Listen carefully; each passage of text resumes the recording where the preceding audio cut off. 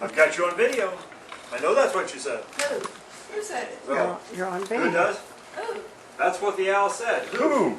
And everybody said, who's on first? What's the problem? Welcome to Getting to Know Jesus. We are in lesson 44, Yes. which is on pages 45 through 55. And the Bible text is on pages 46 and 47. And the lesson notes are on pages 48 through 53. And you got your book, you write your name in it, you write your notes on it, and then take it home and study it some more. And tell a friend about it. So, Jesus raises a widow's son back to life. We're going to talk tonight about how to ruin a funeral. Wake up. Now, have any of you been to a funeral lately? Not lately, but Raise My up in your confidence. dad tells of the story of a lady Ideally. that had been a mammy to many mothers. What was it? What's the word? Man. She helped mothers deliver their babies. a midwife. Midwife. She'd been a midwife to many of the people in the town. She died one night, and they didn't find her the next day. And when they found her, rigor mortis had set in. And this is back, 50, 60, 70 or so years ago. And so when they laid her in the casket, they had to strap her down because she had died in her rocking chair. There were a lot of people in the community that attended the funeral. Right in the middle of the funeral, one of the straps broke. Oh, good God. That church's windows were well opened. How to ruin a funeral. Sit up in your casket. Well, have you been to a funeral lately? Was it a family member, a friend, or someone close to you? Wow. Did they leave Long behind time ago. anyone who had been dependent upon them for their support? Right now, my oldest sister, as of this recording, is at a hospital in Kansas, hoping that she can stay alive to her 50th wedding anniversary in a couple of weeks, fighting multiple myeloma. What And is that? she leaves a husband. She will be leaving It's a her blood husband disease. behind, It's a blood if disease. unless God does do a healing on her, which we're still hoping for that. They're doing some chemotherapy. But, a lot of times somebody will die. We can take a good bit of time tonight discussing people, or so-and-so died and their spouse was left behind. And their spouse depended upon them for care. And go through a lot of time with that. We're going to go on. Until only the last 30 or 40 years, most women were very dependent upon their husbands for income, food, shelter, clothing, etc. It's only been in more modern times that women have been more in the job market. And if husband died, well, wife just kept on working and life was okay. But it hasn't always been that way. If the husband died, the women back in Jesus' day especially were dependent on their children or other relatives or their local community for their aid. And if they had no children or no local community didn't come to their aid, they were homeless on the street. It's like, yeah, we care about you, but we don't care about you. Your family didn't take care of you. Tough. We're too busy taking care of our own family to take care of you. Jesus really did a lot for women's rights and freedoms and to lift them up in their dignity and so forth. But if that person died, they could usually become neglected or starved to death for lack of the necessities of life, if the person that was taking care of them died. So, in Jesus' day, it was much worse than it is today. As we said, have you ever needed reassurance about something that you were believing in or waiting for? Sometimes we just want encouragement that our efforts and our beliefs are not in vain. I just would like to know. There have been many a time, God, if this is what I'm supposed to be doing, will you do this to show me that this is what I'm supposed to be doing? And sometimes He doesn't, and sometimes He does, and sometimes I still wonder, but every once in a while I keep asking just to make sure I'm on the right path and not my path. Or that my path is His path and not my own path.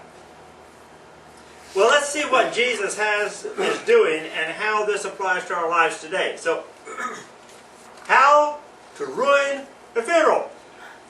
Raise the dead person back to life. That'll run the funeral real fast. Yeah. We're in Luke chapter 7, verses 11 through 17 right here. Soon afterward, Jesus went to a town called Nain, and his disciples and a large crowd went along with him.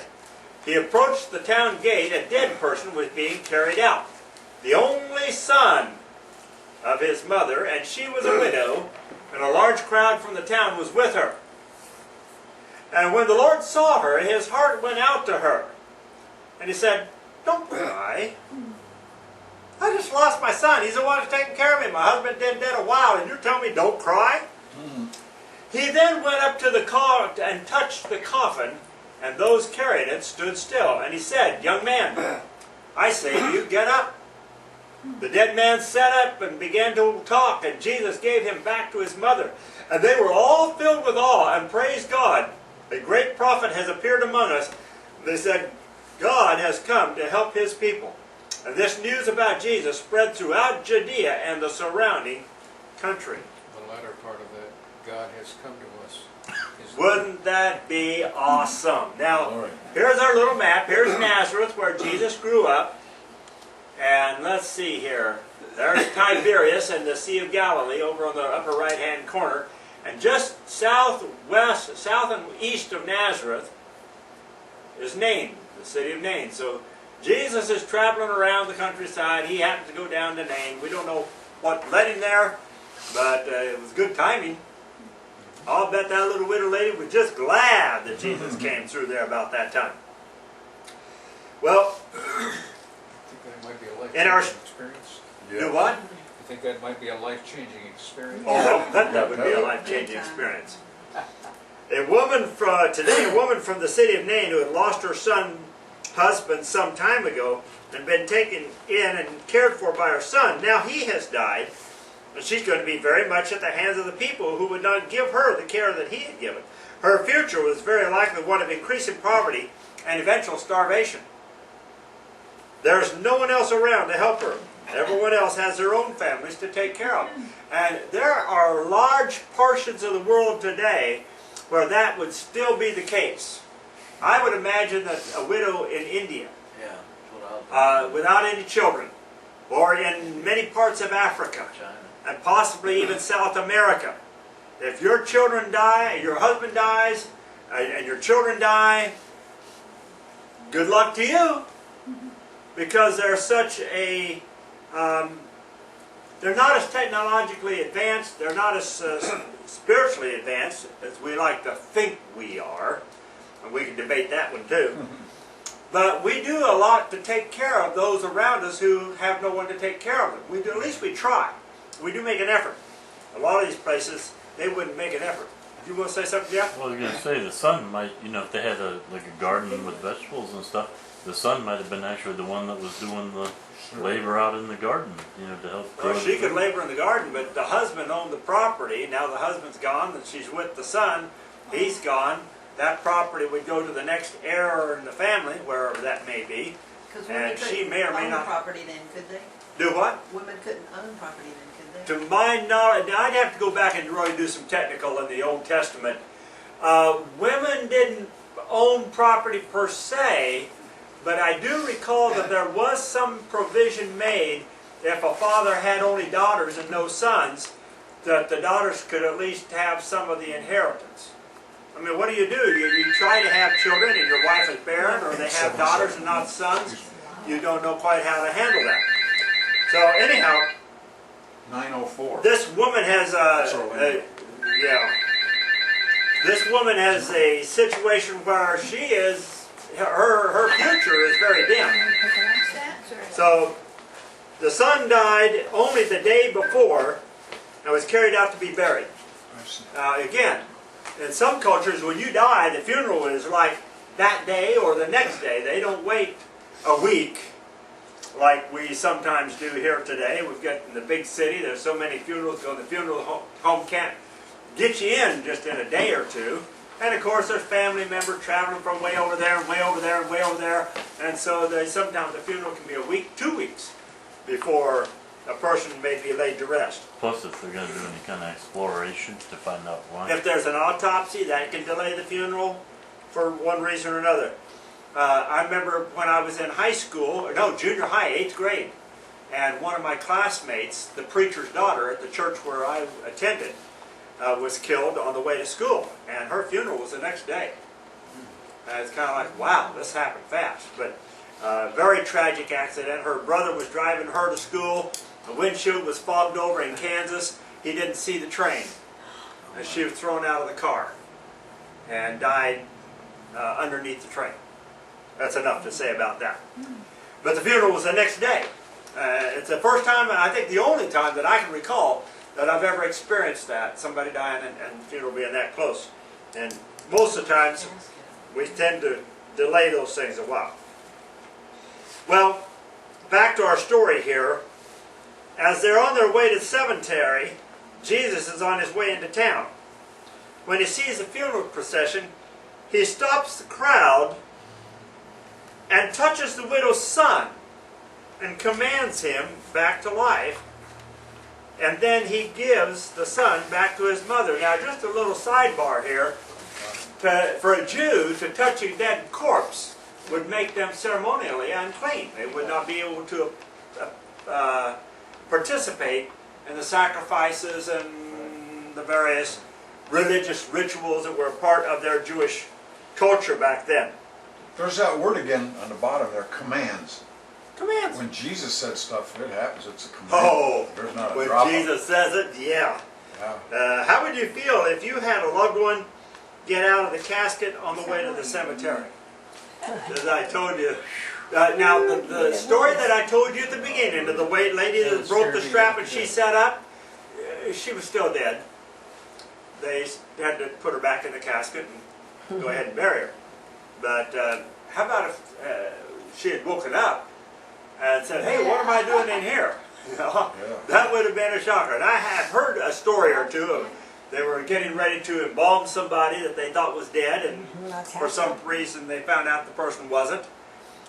So even today, interesting things can happen. Well, imagine the reaction of the crowd as they are transformed from crying in anguish over the widow's son, shocked and crying and rejoicing at the power of Jesus to raise his son back to life. Now, I should pull my timeline down here.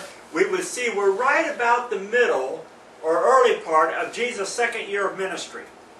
So he's had the year of obscurity where he was just kind of getting known. This is his year of popularity. What would make you more popular than the word getting out that you raised somebody's son back to life when they were carrying him out to bury him? Yeah. That would carry over, I think, pretty big. I bet the grapevine was buzzing. Yeah. Haven't you heard? Haven't you heard? Did you hear it? Yes. Yeah. This is the only a precursor to what is coming. Now you know this is a precursor to what is coming. Most of you have been through the life of Christ to some degree. You've heard all sorts of stories. And of course you know what Jesus did to himself. Right. So, what's the big deal? I think it's something to get excited about. It will not be the last time that Jesus raises someone else from the dead. What is Jesus' resurrection for the dead and promise of eternal life doing in you to get you to persuade others to follow him? We need to rekindle that fire in ourselves a little bit. Now, there's another thing to do in ruining a funeral. Show the investigators the evidence. We're going to get Matthew into this one. Matthew 11, verses 2 and 3. Luke chapter 7, verses 18 and 21. Now, when John heard in prison, John's disciples told him about what Christ was doing. Calling two of them, he sent them to the Lord and to ask of him, are you the one who was to come, or should we expect someone else? Now, when the men came to see Jesus, they said to John the Baptist sent us to you to ask, are you the one who is to come, or should we expect someone else? At that very time, Jesus cured many who had diseases, sicknesses, and evil spirits, and gave sight to many who were blind. So we haven't heard anything about John the Baptist in a while. He's been in prison because he told Herod that he was wrong for marrying his brother's wife. It's interesting that he never answers that question directly. You know, you go through the life and teachings of Jesus, and I notice how very seldom does Jesus give you a direct answer to a question. Yeah. A lot of the time, it's because the question is not, maybe not open to a direct answer. Or it might not, that might not be really what's on the mind of the person. That may not, yeah, there may be a hidden agenda in here, Right. and they're not being totally upfront and honest with Jesus. So yeah, a lot of times he didn't give direct answer, but he would give evidence that would allude to the answer that you needed to Exactly. draw from that statement. And so you follow Jesus, not because he told me who he is, but because he showed me who he is. Yeah. And what do they say? I don't care what you say, care how much you say until I see it. I know how much you care. I know how much you care. I don't care how much you know until I know how much you care. Jesus showed a lot more time how much he cared and less about how much he knew. Maybe I could learn from that. No, class isn't over yet. So, so John the Baptist is thrown into prison because he confronted Herod about his improper marital relationship. And in his depression and discouragement and seeming abandonment. Now you know John the Baptist knew that he was called to be a forerunner for Christ. He knew that his ministry was for a season and it was to cease. But here he is sitting in prison and he's starting to wonder. If you were sitting in prison, wouldn't you wonder, why am I here? What's going on? You're going through some sort of a mental or emotional prison in your life. A health issue. We went and visited a friend in the hospital today, had a stroke 5 years ago. He's still here. He wants to go be with Jesus. He's getting to the point to where his wife can't take care of him. He's a good-sized fellow, and although she's a good-sized gal, she still can't lift and help that much weight and help him around. And so he's kind of saying, God, I want to go home. Just take me home. Don't leave me trapped in this body. I can't do the things I used to do. I used to be an A-type person. So John the Baptist is sitting in prison, in his spiritual or physical prison. You are fighting, or somebody you know is in an emotional or mental prison, or maybe a spiritual prison. And they're trying to say, what am I doing here? I'm getting depressed. I'm getting discouraged. I think God has abandoned me, or my family's abandoned me, or I'm all alone, and I'm just so lonely. What am I doing here? So John sends a couple of his disciples to visit Jesus and ask him about who he is and report back to John. In other words, even though he knows who Jesus is, he grew up with him, he was cousins, they saw each other at least at the feast times, if not any other time. John remembered that when Jesus was baptized, the Spirit of God descended on him, and a voice from heaven said, "This is my Son whom I'm well pleased." But here John's sitting in prison and he's just kind of getting discouraged and he's just kind of wondering. And he just needs some reassurance. Sometimes we just need some reassurance. Sometimes you and I get discouraged and we need some reassurance from God. You know what? It's okay to ask. God will understand and He will not punish you for inquiring. It's okay. God, why am I going through this? Why am I hurting? Why am I having to endure this trial? He may not always answer it in a way that you appreciate or can discern, but He cares. Jesus responds to these disciples not by rebuking or criticizing or ridiculing or condemning, but simply invites them to examine the evidence. Here guys, watch this. Amen. And then go back and tell John what you think. The works that Jesus has done and His miracles show that He is far more than a mere man. Far beyond what... Really, I mean, we've got the Gospels, Matthew, Mark, Luke, and John, telling us the story of Jesus. But who Jesus is and what He is still far more than we can imagine. It just... Far more than you can contemplate. Right, right. You can't even. Yes. John will tell us at the end of his Gospel, if everything had been written, all the books in the world would not have been able to have contained it. So, He's just more than we can imagine. How would you feel to put your life on the line for a cause and not see the fruit of your labors? And of course, we've heard stories of most painters didn't become famous until after they died. And unfortunately, a few other people, they're kind of like, even though they accomplished something significant, they didn't get the recognition until after they died. You know, this is kind of peculiar, but Michael Phelps, when they interview him, he says, "I always talk in the water." Yeah. It's In a other little bit words, like this. it's not my words that you need to worry about, it's my actions. Yeah. And this is what Jesus I don't know is. why I thought of that. Of course, Jesus had words, and he had powerful words. They were amazed at how he taught. Consider the response to the Sermon on the Mount that we just went through. But Jesus had actions too, and they were amazed at his actions. Look what he did to other people's lives. Well, another thing, here's a picture of the Galilean countryside somewhere. I don't know if this is anywhere near the city of Nain. If I would think a bit, I might be able to identify that hill there.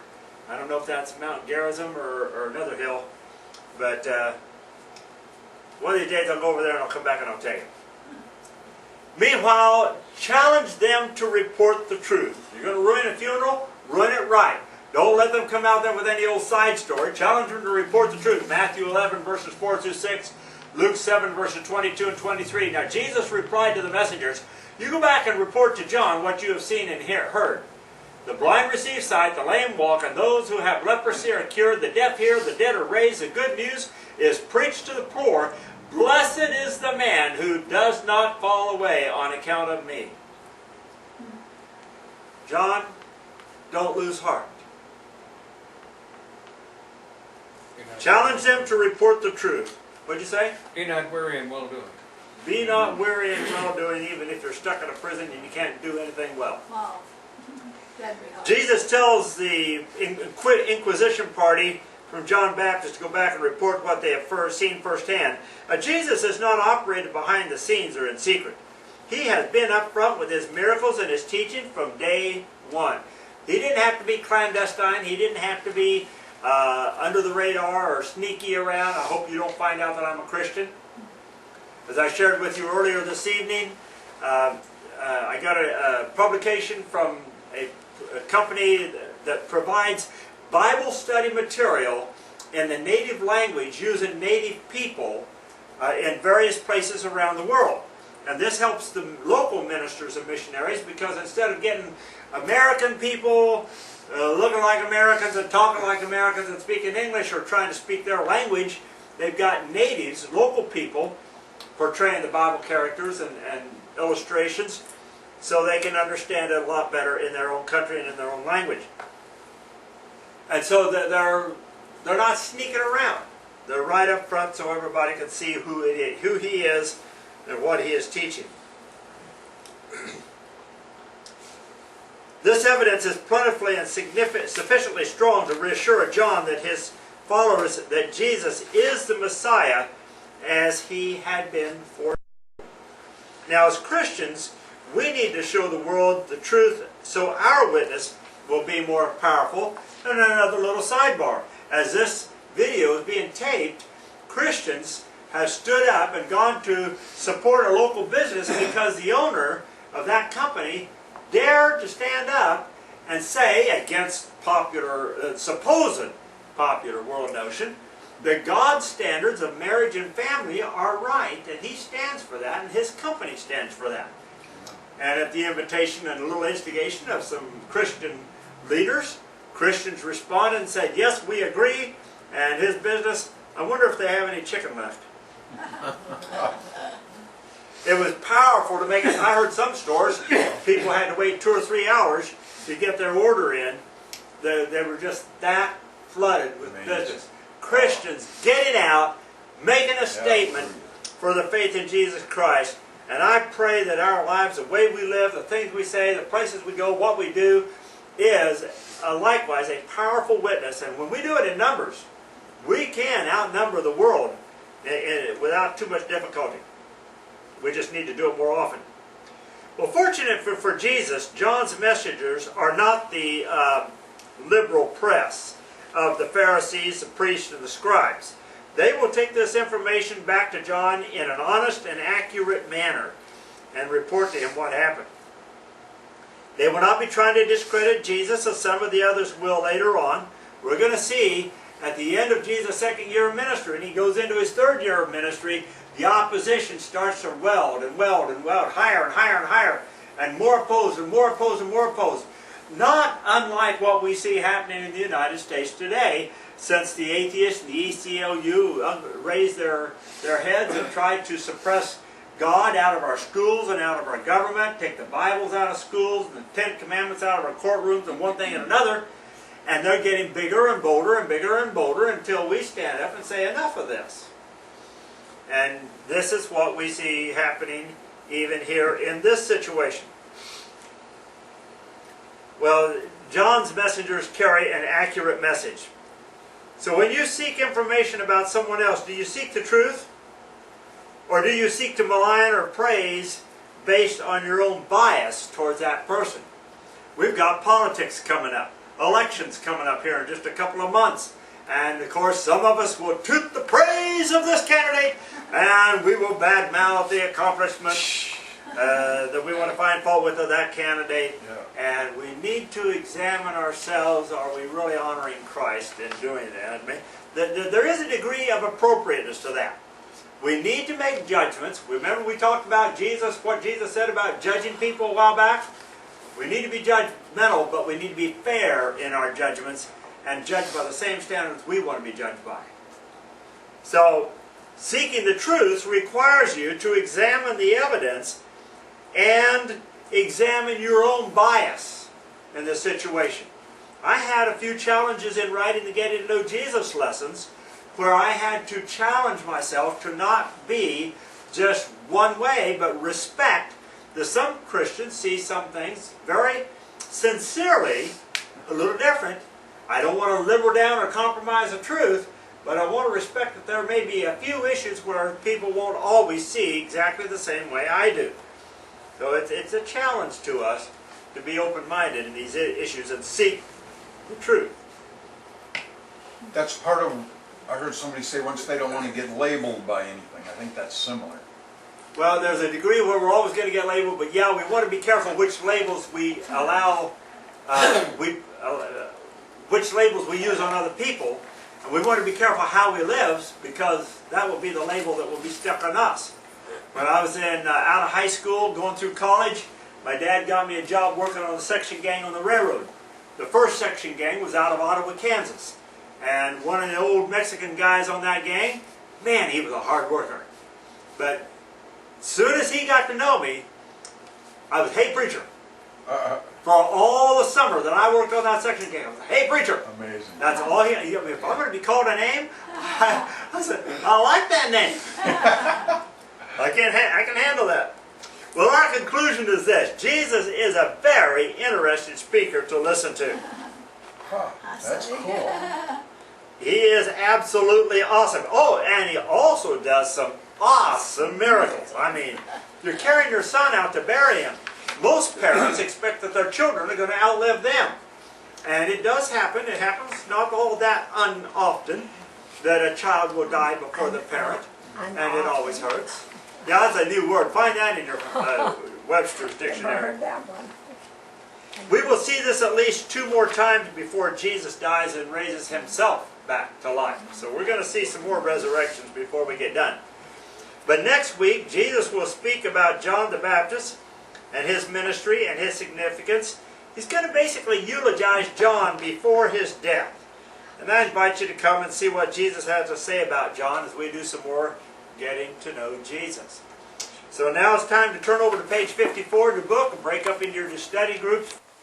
You can follow us and stay in touch with what is happening with the Getting to Know Jesus Bible Study Ministry on Plaxo, Twitter, Facebook, LinkedIn, and watch our video clips on YouTube and GodTube.